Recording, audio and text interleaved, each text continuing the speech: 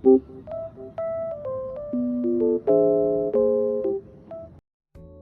assalamualaikum warahmatullahi wabarakatuh. Perkenalkan, nama saya Muhammad Aslan dengan NIM 22042131. Di sini saya akan menjelaskan sebuah materi terkait dengan materi kearifan lokal.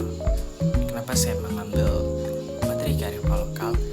Karena saya merasa perlu adanya pemahaman lanjutan yang perlu saya share dengan teman-teman tentang apa itu kearifan lokal.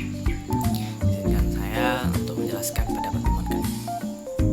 Kearifan lokal adalah pandangan hidup dan ilmu pengetahuan serta berbagai strategi kehidupan yang berwujud aktivitas yang dilakukan oleh masyarakat dalam menjawab berbagai masalah dalam pemenuhan kebutuhan mereka, atau dapat dikatakan sebagai pandangan hidup yang biasanya diwariskan secara turun-temurun dari generasi ke generasi melalui cerita dari mulut ke mulut. Kearifan lokal biasanya dijumpai pada cerita rakyat, peribahasa, lagu, hingga pembinaan diri, hingga permainan rakyat. Bentuk kearifan lokal masyarakat bisa berupa nilai, norma, etika, kepercayaan, istiadat, hukum, dan aturan-aturan khusus yang berlaku. Adapun ciri-cirinya yang dapat saya share dengan teman-teman, yang pertama itu bertahan dari gempuran budaya asing, teman-teman. Budaya asing setiap negara, daerah, atau wilayah memiliki adat dan budayanya masing-masing. Nah, kearifan lokal ini mampu bersaing, teman-teman.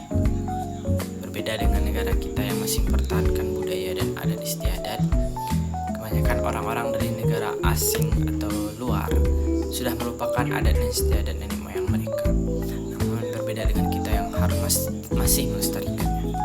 Ciri yang kedua itu memiliki kemampuan mengakomodasi budaya yang berasal dari luar, sehingga menghindari budaya asing yang masuk ke Indonesia menjajah budaya kita, sehingga budaya kita tetap lestari, teman-teman.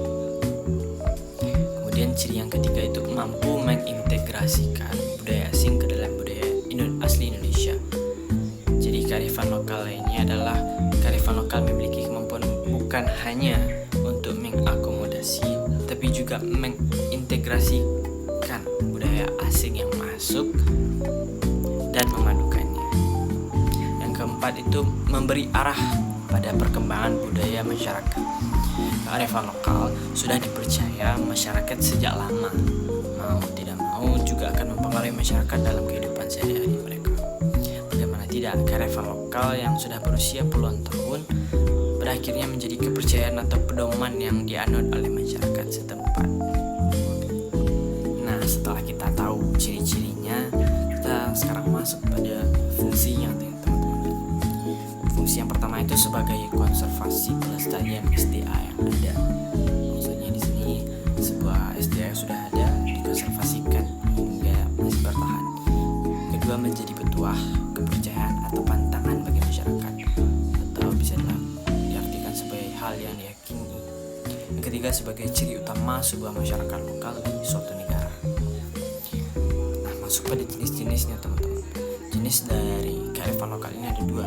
Yang pertama yaitu berbentuk atau berwujud nyata atau tangible, seperti terlihat wujudnya ada, seperti kearifan rumah adat, pakaian, kerajinan, atau bahkan makanan lokal yang wujudnya ada, tampak dan nyata, bisa disentuh. Yang kedua itu ada kearifan lokal tak berwujud atau intangible, seperti pantun, nyanyian, syair, atau cerita dari mulut ke mulut, atau cerita rakyat, cerita legenda, seperti itu.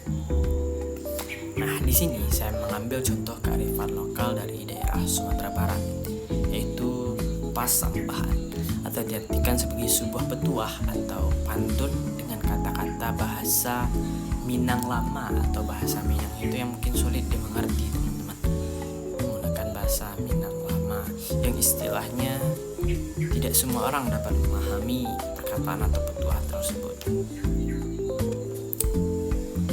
Pasambahan ini dilakukan dalam acara-acara penting yang biasanya diadakan oleh suku Minang, seperti acara pernikahan, dan acara kematian, kemudian ada tahlilan, kemudian pergi mengantarkan tunangan. Masih banyak lagi acara-acara di Minang menggunakan pasambahan. Dan kearifan lokal pasambahan ini masih lestari hingga sekarang. Contohnya saya sendiri di kampung saya masih ada yang namanya proses pembelajaran pasampahan ini teman-teman, yang nantinya akan dapat diaplikasikan oleh saya dan teman-teman saya sebagai anak muda. Contohnya di acara tahlilan kami mengadakan pasampahan dulu, pantun-pantun, baru kemudian makan setelah tahlilan. Atau dalam acara pernikahan kami pasampahan dulu menggunakan kata-kata bahasa Minang lama, kemudian baru dipersilahkan untuk makan di acara pernikahan tersebut.